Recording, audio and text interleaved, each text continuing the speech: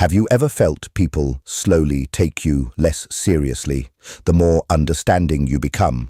Like the kinder you act, the easier it is for others to ignore you, interrupt you, overlook you. It sounds wrong, but sometimes being good doesn't earn respect. It quietly erases it. And the reason behind that isn't what you've been told. There's a subtle shift that happens when someone becomes too kind, but almost no one notices it while it's happening. It doesn't start with people disrespecting you. It starts much earlier in smaller, quieter moments that don't feel important at the time. Moments where you choose not to correct someone.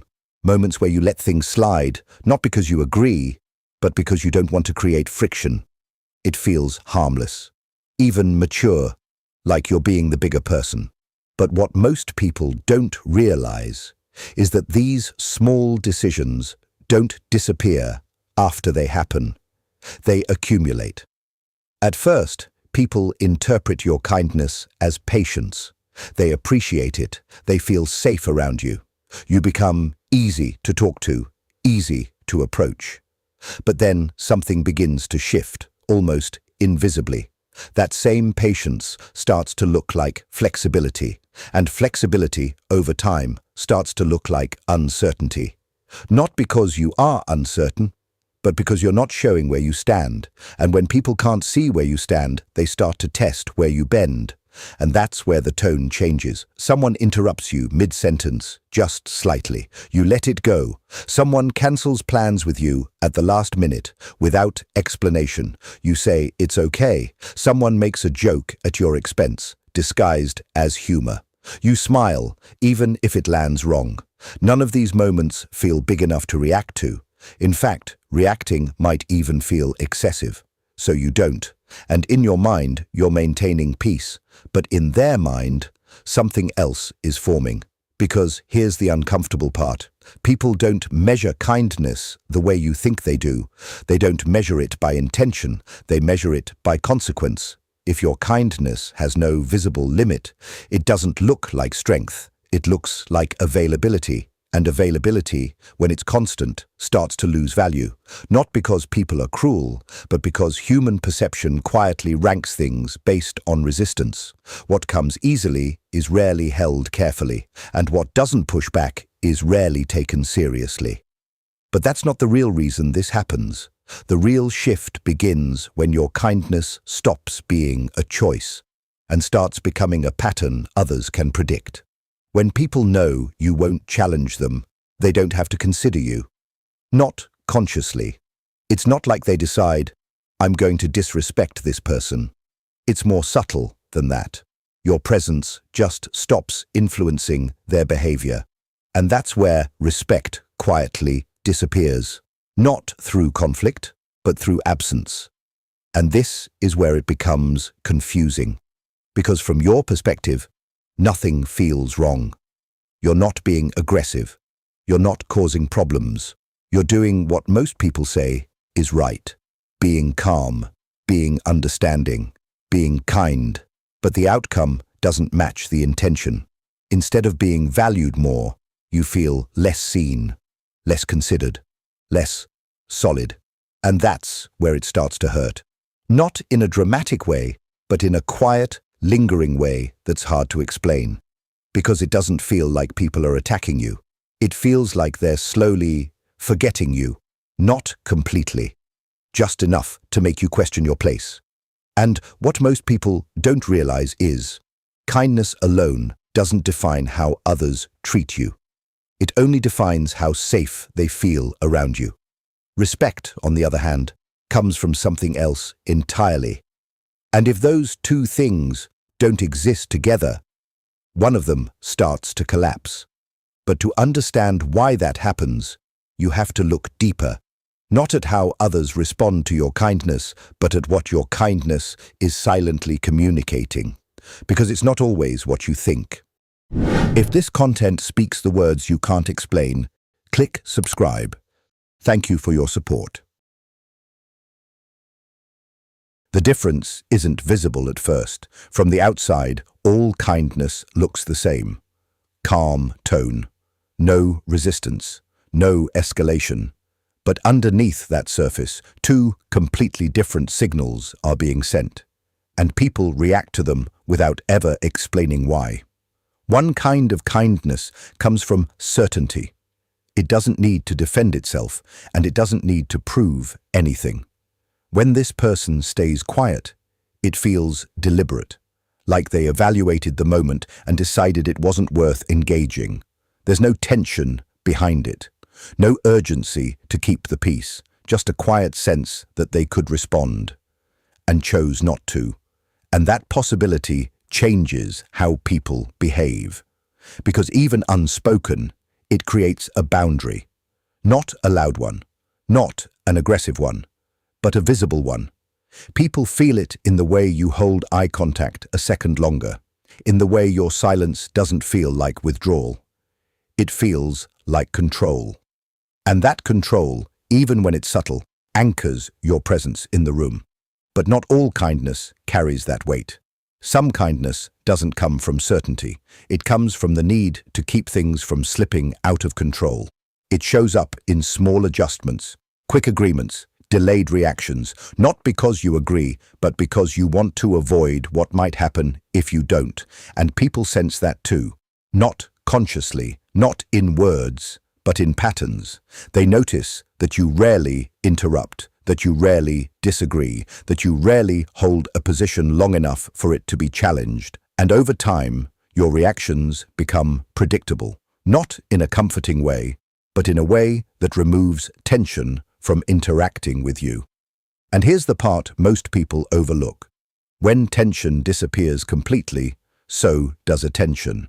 Because attention is drawn to what might push back, what might resist, what might disrupt the flow just enough to matter.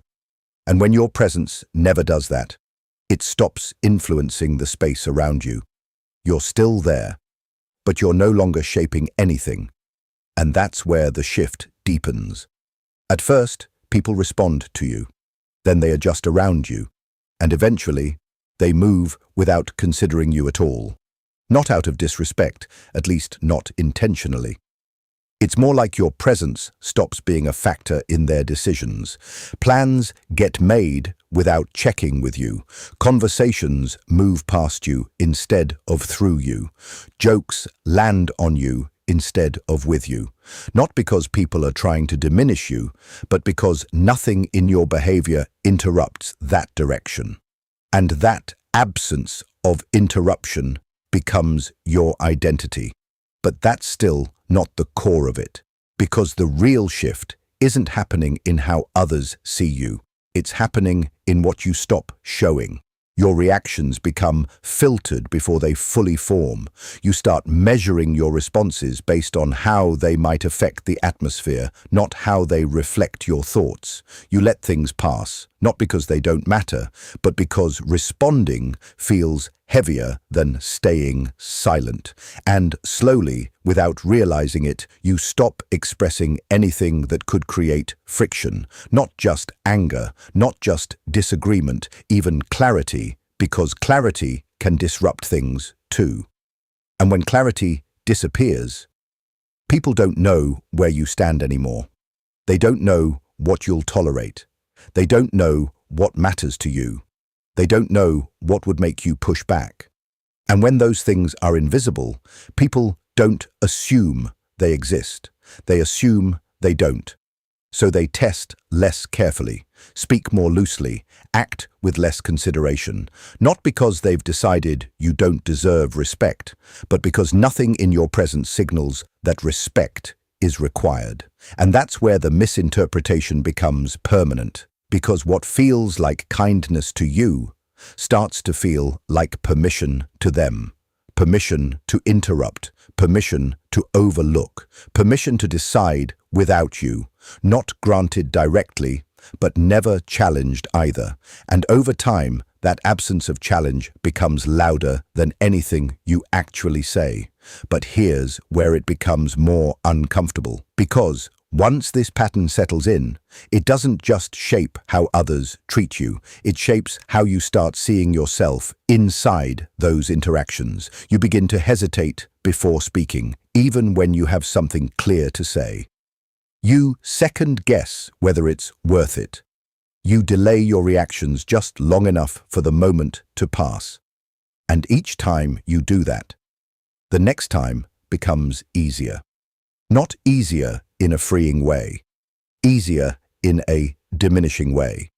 Because every time you choose smoothness over expression, you reinforce a version of yourself that takes up less space. And people adjust to that version quickly, faster than you expect. Because humans don't respond to who you are internally. They respond to what you consistently show, and when what you show becomes lighter, softer, more adjustable, that becomes the version of you they learn. Not the full version, just the manageable one. And that's the version that rarely gets respected, not because it lacks value, but because it lacks friction. And anything that lacks friction rarely leaves an impression strong enough to be remembered, let alone respected. But this still leaves one question sitting underneath everything. If you can see this pattern forming, why does it feel so difficult to interrupt it? Why does holding your ground feel heavier than letting things slide, even when you know exactly what's happening? That answer isn't about behavior. It's about something deeper, something quieter, something most people don't question until the pattern has already shaped their relationships. And that's where the real conflict begins. The hesitation doesn't come from confusion. Most of the time, you already know what you want to say. The words are there, fully formed, clear enough to express, but something interrupts before they reach the surface. Not fear in the obvious sense, something quieter. A calculation that happens too fast to notice.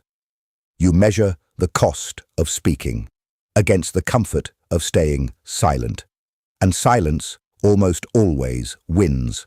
Not because it feels right, but because it feels lighter in the moment. It doesn't risk tension. It doesn't risk shifting the atmosphere. It doesn't risk changing how someone sees you. And that last part carries more weight than most people admit. Because what looks like kindness on the outside is often tied to something else entirely on the inside. A need to remain acceptable, not liked in a loud, obvious way, just not rejected, not difficult, not the person who makes things uncomfortable. You don't aim to be admired, you aim to be easy to be around. And over time, that becomes the quiet standard you hold yourself to.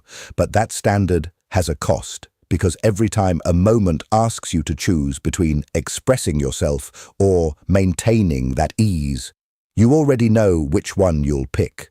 Not consciously, not as a decision. It just happens. Automatically, smoothly, like you're following a script you didn't realize you memorized. And that script doesn't say, be kind. It says, don't disrupt. That's the real shift, because kindness doesn't require you to disappear. But avoiding disruption often does. It asks you to step back just enough so nothing changes, to soften your tone even when clarity would be sharper, to delay your reaction even when the moment calls for it now. And the more you follow that pattern, the more your presence becomes shaped around other people's comfort, not your own. And that imbalance doesn't stay external. It starts to turn inward. You begin to question your own reactions before you even express them. You wonder if you're overthinking, if you're being too sensitive, if it's worth bringing up. And most of the time, you answer those questions the same way. It's not a big deal, even when it is. But that's not the real reason you let it go. The real reason is harder to admit, because somewhere underneath all of this, you've learned that expressing yourself carries a risk, not always a dramatic one, not rejection in an obvious form. Sometimes it's more subtle, a shift in tone, a pause in conversation, a slight change in how someone responds to you. And that small change feels heavier than the moment itself, so you avoid it. Not because you're weak, but because you've trained yourself to prioritize stability over honesty, smoothness over clarity, predictability over presence. And at first, that feels like control. You're managing the situation, keeping things steady, avoiding unnecessary conflict. But what most people don't realize is that this kind of control comes at the cost of something else: influence. Because influence doesn't come from how well you maintain comfort. It comes from how clearly you affect the space around you. And if your priority is to never disrupt anything, you slowly lose the ability to shape anything. And that loss doesn't feel immediate. It builds gradually. You notice people talking over you more often, not aggressively, just naturally. You notice decisions being made without checking with you, not intentionally excluding you, just assuming you'll go along with it. And each time it happens, it feels small enough to ignore. But it accumulates, until one day you realize something has changed. Not in them, in how they respond to you. They don't pause when you speak. They don't adjust when you react. They don't anticipate your perspective anymore. It's like your presence stopped carrying weight in the interaction. And that realization doesn't hit all at once. It settles in slowly, like something you can't quite name, but can't ignore either. And that's where it starts to feel uncomfortable. Because now it's no longer just about being kind. It's about feeling invisible in moments where you shouldn't be. Not completely invisible, just optional. And once you start feeling optional, everything changes. You begin to overanalyze interactions after they happen, replaying conversations not to understand others, but to figure out where you disappeared in them. You start noticing patterns you didn't see before, how often you adjust, how quickly you give in, how rarely you hold your ground. And that awareness doesn't feel empowering, it feels exposing, because now you can't ignore what's been happening. And the more you see it, the harder it becomes to pretend it's just being nice. But even then, something still holds you back from changing it. Because breaking that pattern doesn't just mean speaking more. It means risking something you've been unconsciously protecting for a long time. And that's where the conflict deepens. The real difficulty isn't learning how to speak up. That part is simple, at least in theory. You could say what you think. You could interrupt when needed. You could disagree without softening it. None of that requires a new skill. It requires a different decision. But that decision feels heavier than it should. Because the moment you consider acting differently, something inside you resists. Not loudly, not dramatically, just enough to slow you down, just enough to make you hesitate again. And that hesitation isn't random, it's protecting something, not your relationships, at least not in the way you think. It's protecting your identity inside those relationships, because for a long time, you've been known as the easy one, the understanding one, the one who doesn't make things complicated, and that identity comes with a certain kind of stability. People expect you to be consistent, predictable, safe, and changing your behavior risks changing that expectation. Not in a catastrophic way, but in a noticeable one. The moment you push back, even slightly, the dynamic shifts, the tone changes. People pause. Sometimes they question you. Sometimes they react. And even if that reaction isn't negative, it's unfamiliar. And unfamiliar feels unstable. So your instinct is to return to what's known, to smooth it over, to soften it again, to restore the version of yourself that keeps everything predictable. Not because it's better, but because it's safer. And that's where the cycle locks in. You recognize the pattern, you feel the discomfort, you consider changing it, and then you return to it. Not out of weakness, but out of conditioning.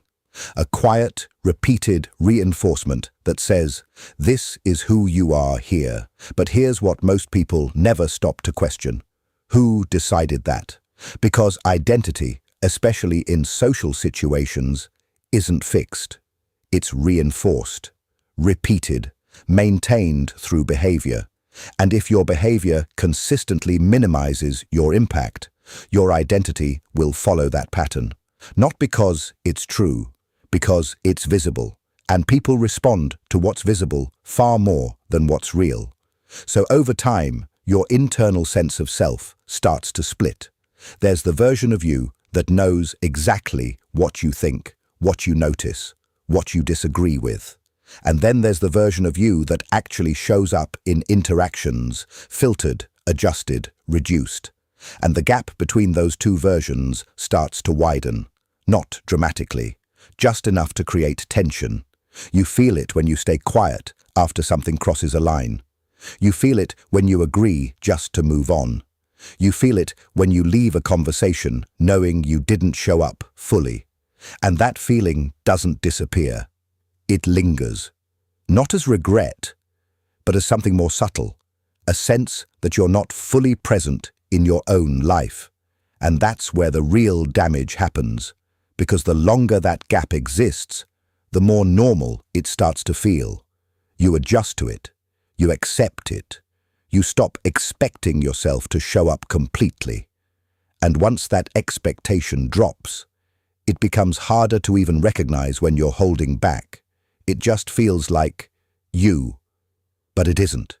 It's a version of you shaped by repetition, by avoidance, by the quiet belief that maintaining ease is more important than expressing truth. And that belief doesn't just affect how others treat you, it affects how you experience yourself. You become more cautious, more calculated, more distant from your own reactions. Not because you don't feel things, but because you've learned not to act on them. And when action disappears, so does presence. And when presence fades, respect has nothing to attach itself to. Because respect isn't built on intention. It's built on what's consistently expressed. And if what you express is always adjusted to keep things smooth, people don't see your depth. They see your surface. And the surface is easy to overlook. But even now, knowing all of this, something still feels unresolved. Because awareness doesn't automatically change behavior. You can see the pattern clearly and still fall back into it. So the question becomes, what actually shifts this? Not in a dramatic way, not through force, but in a way that feels real enough to hold, even in those small moments where the pattern usually takes over. Because the answer isn't about becoming less kind. It's about something else entirely, something quieter, but far more defining. And that's where we turn next. The change doesn't begin with speaking louder. It begins much earlier. In the moment you notice yourself about to disappear. That moment is easy to miss. It's not dramatic. It doesn't feel like a decision. It feels like a slight internal movement, a soft pull toward staying quiet, smoothing things over, letting it pass. Most of the time, you follow it automatically, not because you choose to, but because it's familiar. So the first shift isn't action, it's interruption, not of the other person, of your own pattern. You catch that moment right before you default, not to force yourself to react, but to see it clearly. The hesitation, the calculation, the quiet urge to keep things comfortable at your own expense. And instead of moving past it, you stay with it for a second longer than usual.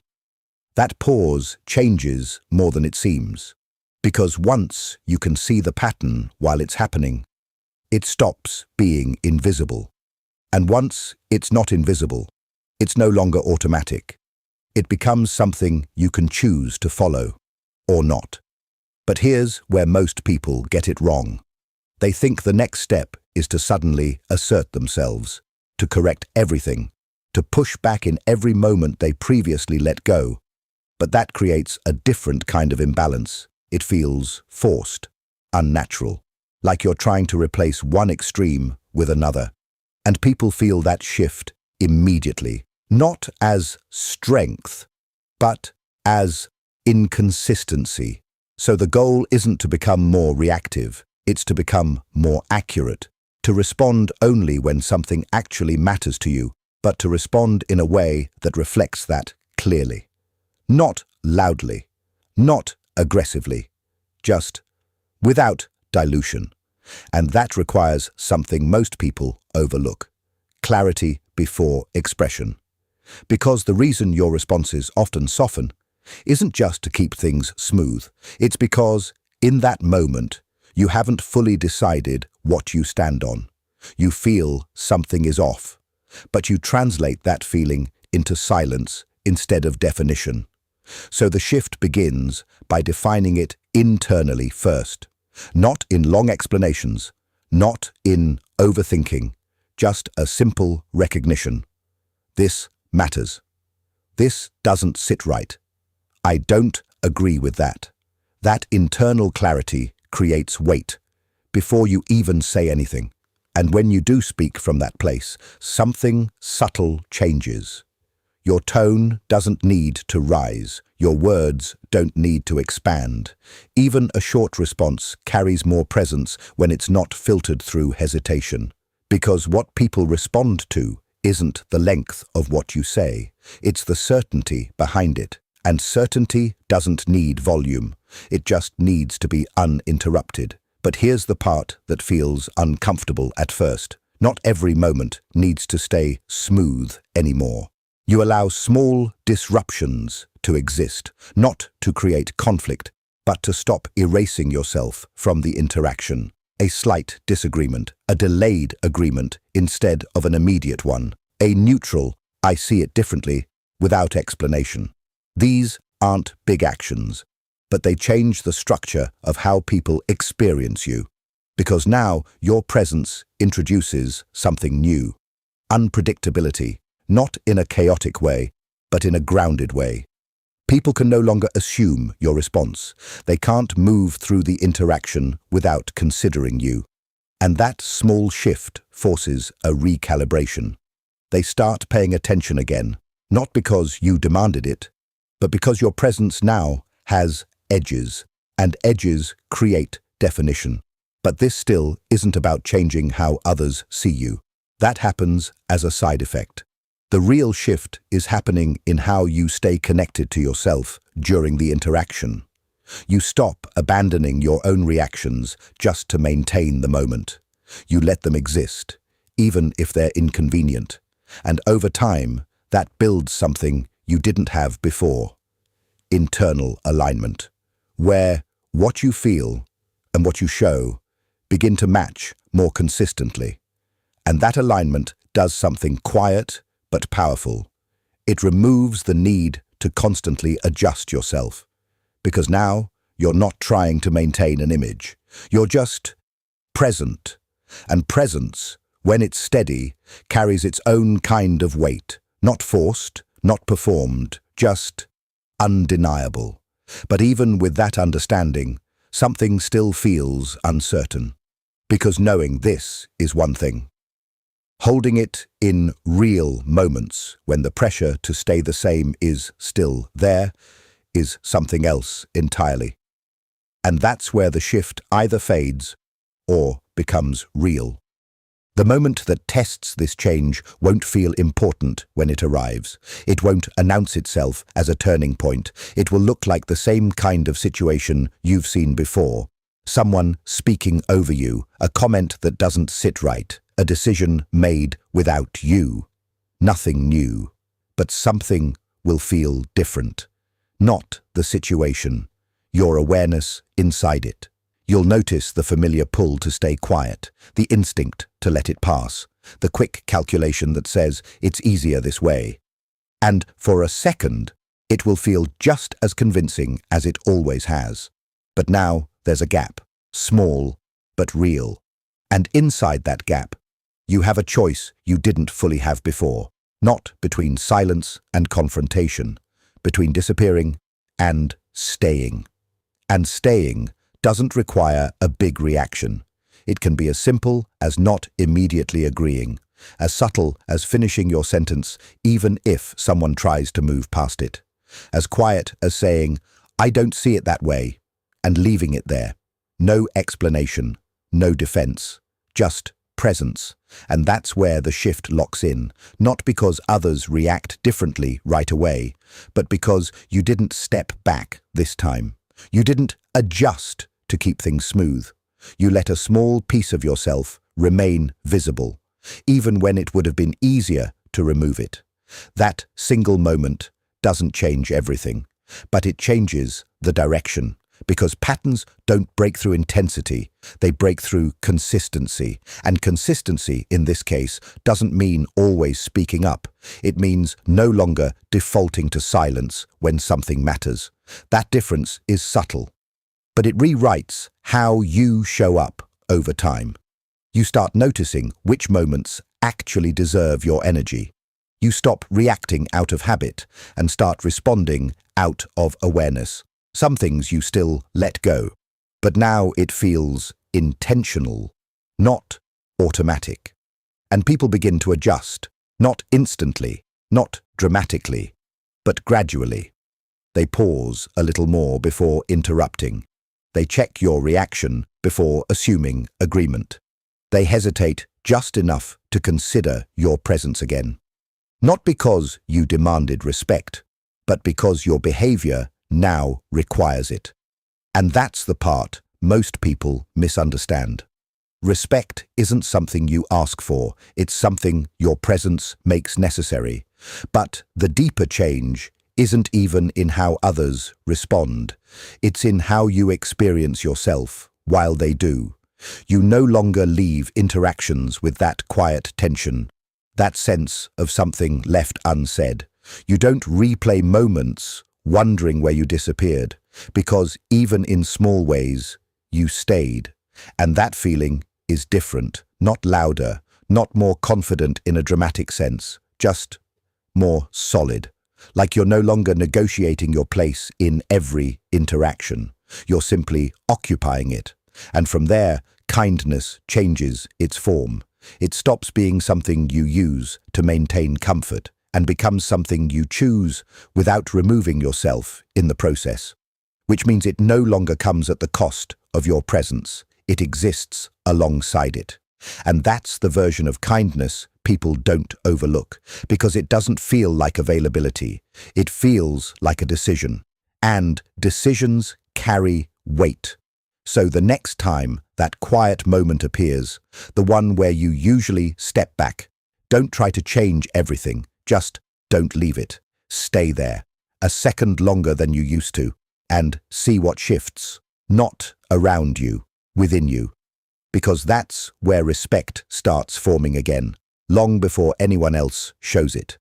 And if this perspective stayed with you, not as advice, but as something you quietly recognized, there are more of these patterns worth seeing clearly.